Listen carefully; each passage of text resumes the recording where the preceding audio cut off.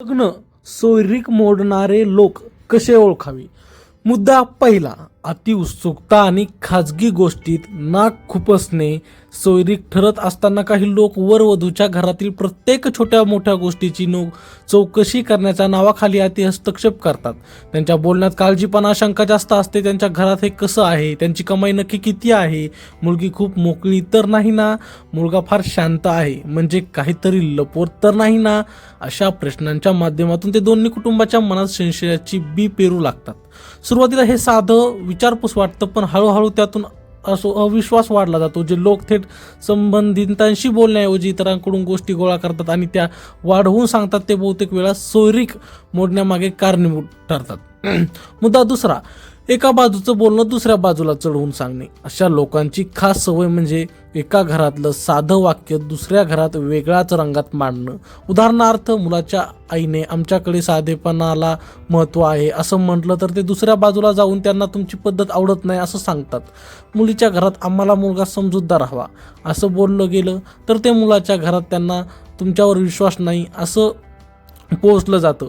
या वाक्यांच्या वळणातून गैरसमज निर्माण होतात. हे लोक कधीच दोन्ही बाजू समोरासमोर बसून स्पष्टता आणत नाहीत, उलट दुरावा वाढेल असं वातावरण तयार करतात.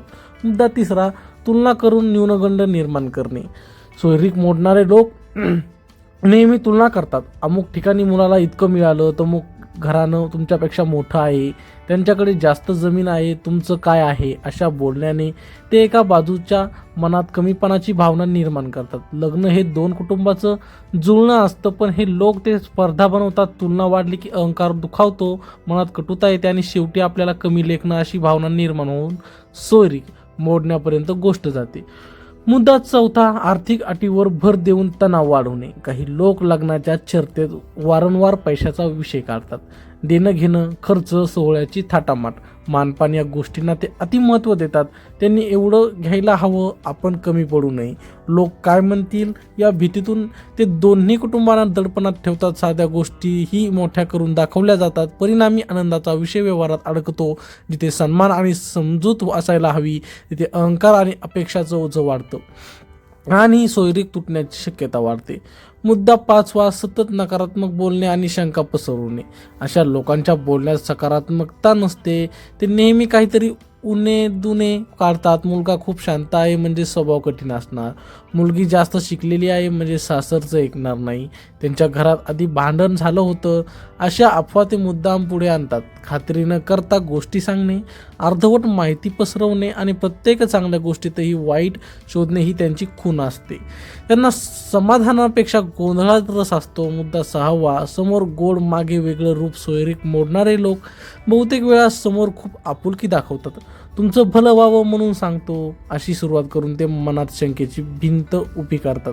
पण त्यांच्या कृतीत आणि बोलण्यात फरक असतो. एका घरात जाऊन दुसऱ्या घराची निंदा करणे, आपलं नाव गुप्त ठेवा असं सांगणे आणि नंतर स्वतः मात्र बाजूला राहणे ही त्यांची पद्धत असते. जे लोक स्पष्टपणे उभं राहून बोलत नाहीत तर आडून बोलतात, त्यांच्यापासून सावध राहणं गरजेचं आहे. मुद्दा सातवा, जुळलेली नाती पाहून अस्वस्थ होणे. काही लोकांना दुसऱ्याचं सुख पाहवत नाही. सोयरीक जुळली, दोन्ही कुटुंबात आनंदाचं वातावरण आहे हे पाहिलं की ते अस्वस्थ होतात. अशा वेळी ते मुद्दाम छोट्या गोष्टी मोठ्या करतात. आता तरी नीट विचार करा, घाईत निर्णय घेऊ नका, नंतर पश्चाताप होईल. अशा वाक्यातून ते भीती निर्माण करतात. त्यांचा हेतू काळजी नसून विघातक असतो. जिथे सगळं सुरळीत चाललं आहे तिथे अचानक अडथळे निर्माण होऊ लागले तर अशा लोकांचा प्रभाव आहे हे ओळखणं आवश्यक आहे. मुद्दा आठवा, सतत भविष्याबद्दल भीती निर्माण करणे.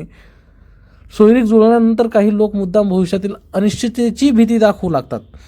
आता सगळं ठीक दिसतंय पण पुढे काय होईल सांगता येत नाही. त्यांच्या नात्यात आधी कुणाचं जुळलं नव्हतं, स्वभाव आत्ता चांगला वाटतो पण लग्नानंतर बदलला तर. अशा वाक्यामधून ते मनात काळजी नव्हे तर घाबरटपणा निर्माण करतात.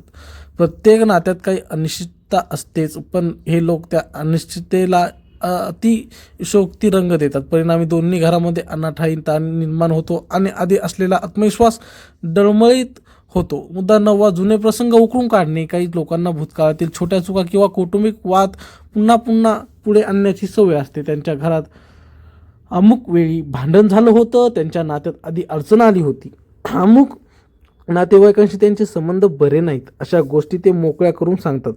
भूतकाळात हा प्रत्येकाच्या आयुष्यात असतो, पण त्याला धरून वर्तमान आणि भविष्य मोडणं चुकीचं असतं. जे लोक जुने विषय उकरून काढून वर्तमानातील आनंदात खोडा घालतात त्यांना त्याला टिकवण्यापेक्षा मोडण्याच्या दिशेने ढकलतात. मुद्दा 10वा, दोन्ही कुटुंबामध्ये स्पर्धा निर्माण करणे.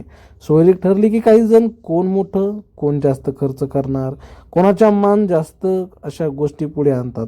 ते नकळत किंवा मुद्दाम दोन्ही बाजूमध्ये श्रेष्ठत्वाची स्पर्धा निर्माण करतात. लग्नाचा सोहळा हा आनंदाचा असावा, पण स्पर्धेमुळे तो प्रतिष्ठेचा प्रश्न बनतो. जिथे परस्पर सन्मान हवा तिथे अहंकार डोकं वर काढतो. स्पर्धा वाढली की संवाद कमी होतो आणि गैरसमज वाढतात. मुद्दा 11वा, थेट संवाद टाळून कानभरवणी करणे. जे लोक थेट दोन्ही बाजूंना एकत्र बसून चर्चा करण्याऐवजी कानात कानात बोलतात ते अधिक धोकादायक असतात. ते म्हणतात, मी तुम्हाला वेगळं सांगतोय पण माझं नाव घेऊ नका. अशा प्रकारे ते गुप्ततेचं आवरण तयार करतात. त्यामुळे स्पष्टता येत नाही आणि शंका मात्र वाढत राहतात. जिथे पारदर्शक असा संवाद नसतो तिथे तिसऱ्याला संधी मिळते.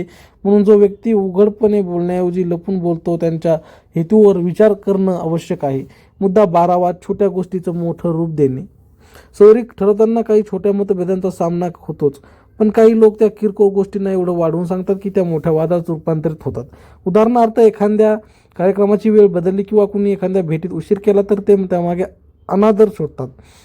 अशा अतिरंजित अर्थ लावण्यामुळे मनात राग असतो. जे लोक सध्या प्रसंगातूनही अपमान किंवा कारस्थान शोधतात ते नात्याच्या मुळावर घाव घालतात. मुद्दा 13वा, निर्णयात सतत अडथळे आणणे. सोयरीक जुळल्यानंतर प्रत्येक टप्प्यावर काही निर्णय घ्यावे लागतात, पण काही लोक प्रत्येक निर्णयात अडथळा आणतात. आधी अजून विचार करा, अजून माहिती गोळा करा, घाई करू नका असं सांगत ते प्रक्रिया लांबवतात.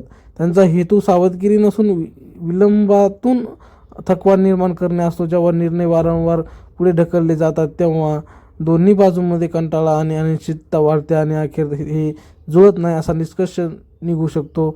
मुद्दा 14वा, मतभेद मिटवण्याऐवजी भडकावणे. जिथे थोडासा गैरसमज असतो तिथे समजूतदार व्यक्ती शांततेने तो मिटवण्याचा प्रयत्न करते. पण सोयरीक मोडणारे लोक उलट करतात. ते म्हणतात, तुम्ही का मागे हटता, तुमचा स्वाभिमान नाही का, त्यांनीच माफी मागायला हवी. अशा शब्दातून ते अहंकाराला खतपाणी घालतात. परिणामी लहानसा प्रश्न मोठ्या संघर्षात बदलतो. पुन्हा मुद्दा 15वा, मुलगा किंवा मुलगी यांच्याबद्दल एकतर्फी मत तयार करणे. काही लोक सोयरीक जुळत असताना मुलगा किंवा मुलगी यांच्याबद्दल एक स्वाभाविक मत मुद्दाम तयार करतात आणि ते सतत इतरांच्या मनात ठसवत राहतात. तो खूप हट्टी आहे, ती फार मोकळी आहे, त्यांचा स्वभाव जरा वेगळा आहे. अशा अस्पष्ट पण शंकेची छट्टा असलेल्या वाक्यांनी त्या व्यक्तीची प्रतिमा खराब करतात. विशेष म्हणजे हे लोक त्या व्यक्तीशी थेट बोलून समजून घेण्याचा प्रयत्न करत नाहीत, तर एकूण गोष्टींवर आधारलेल्या निष्कर्ष काढतात. वारंवार नकारात्मक चित्र उभा केल्यामुळे घरच्याच्या मनात अनाहूत भीती निर्माण होते आणि विश्वास कमी होतो. मुद्दा 16वा, निर्णयावर वारंवार पुनर्विचार करायला लावणे. सोयरीक ठरल्यानंतर ही काही लोक सतत अजून एकदा नीट विचार करा असं सांगत राहतात. सावधगिरी वेगळी आणि संशय वेगळा. हे लोक मात्र प्रत्येक टप्प्यावर नव्याने शंका उपस्थित करतात, जणू काही आधी घेतलेला निर्णय चुकीचाच आहे असा अभ्यास निर्माण करतात. त्यामुळे घरच्यांच्या मनात ठामपणा राहत नाही. वारंवार पुनर्विचाराच्या नावाखाली ते निर्णय कमकुवत करतात आणि अखेरीस कदाचित हे योग्य नाही अशी भावना पसरवतात. मुद्दा 17वा, नात्यातील नैसर्गिक मतभेदांना संकट म्हणून दाखवणे. दोन वेगवेगळ्या घराण्यांची माणसं एकत्र येताना काही मतभेद होणं स्वाभाविक असणं, पण सोयरीक मोडणारे लोक त्या साध्या मतभेदांना नाही मोठं संकट असल्यासारखं रंगवतात. आत्ताच इतकं होतंय तर पुढे काय होईल हे तर सुरुवात आहे अशा बोलण्याने ते सामान्य गोष्टींना असामान्य भीतीचं रूप देतात. परिणामी ते प्रश्न शांतपणे मिटू शकले असते तर संशय आणि तणावामुळे अधिक वाढतात. मुद्दा 18वा, समाजाची नाव पुढे करून दबाव आणणे. काही लोक प्रत्येक चर्चेत लोक काय म्हणतील हा प्रश्न पुढे आणतात. समाज, नातेवाईक, गाव यांचा हवाला घेऊन ते कुटुंबांना दबावाखाली ठेवतात.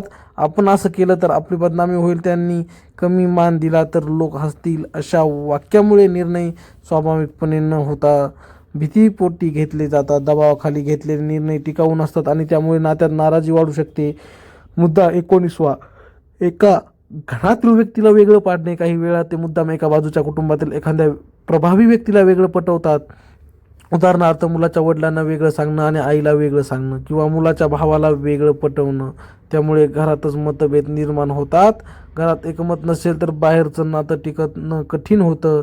अशा पद्धतीने घरातील एकोपा ढासळवणारे लोक सोयरीक मोडण्यास कारणीभूत ठरतात. मुद्दा 20वा आनंदात खोडा घालण्याची मानसिकता. सोयरीक जुळली की घरात आनंदाचं वातावरण असतं, पण काही लोक त्या आनंदातही उणेदुणे शोधतात. अजून काही ठरलेलं नाही, इतक्यात खुश होऊ नका, काहीही होऊ शकतं असं बोलून ते आनंद कमी करतात. त्यांच्या बोलण्यात आशीर्वादापेक्षा सावली जास्त असते. जे लोक दुसऱ्यांच्या आनंदात सहभागी होण्याऐवजी त्यात अडथळे शोधतात त्यांच्याकडून नात्याला पाठबळ मिळणं कठीण असतं. मुद्दा 21वा सतत स्वतःला मध्यस्थ म्हणून पुढे करणे. काही लोक प्रत्येक टप्प्यावर स्वतःलाच आवश्यक समजतात.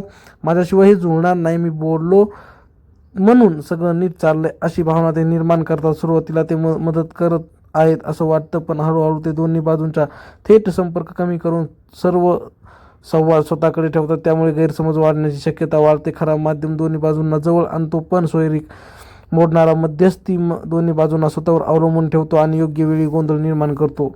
मुद्दा 22वा छोट्या चुका व्यक्तिमत्वाशी जोडणे. एखादी लहान चूक झाली, एखादा शब्द चुकीचा निघाला, एखाद्या भेटीत थोडा उशीर झाला तर काही लोक त्याला थेट स्वभावाचा दोष ठरवतात. ते असेच आहेत, त्यांचा स्वभावच तसा आहे असं ठाम विधान करून ते समोरच्या व्यक्तीची प्रतिमा कायमची खराब करण्याचा प्रयत्न करतात. एका प्रसंगावरून संपूर्ण व्यक्तिमत्वाचा न्याय करणे ही त्यांची पद्धत असते. त्यामुळे विश्वास डळमळीत होतो. मुद्दा 23वा कौतुकाऐवजी उणेदुणेच पुढे आणणे. नातं जुळवताना अनेक चांगल्या गोष्टी दिसतात. शिक्षण, संस्कार, घरचं वातावरण, विचारांची जुळवाजुळव. पण काही लोक त्या चांगल्या गोष्टीकडे दुर्लक्ष करून फक्त उणिवा दाखवतात.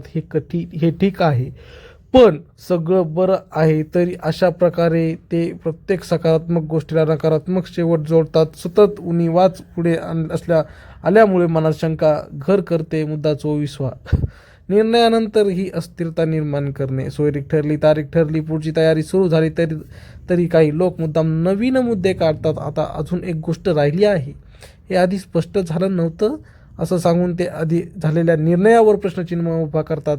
त्यामुळे दोन्ही बाजूंमध्ये थकवा आणि संभ्रम वाढतो. जे निर्णय शांतपणे झाले होते ते पुन्हा ढवळून निघतात. मुद्दा 25वा घरातील वडीलधाऱ्याचा मान कमी करणे.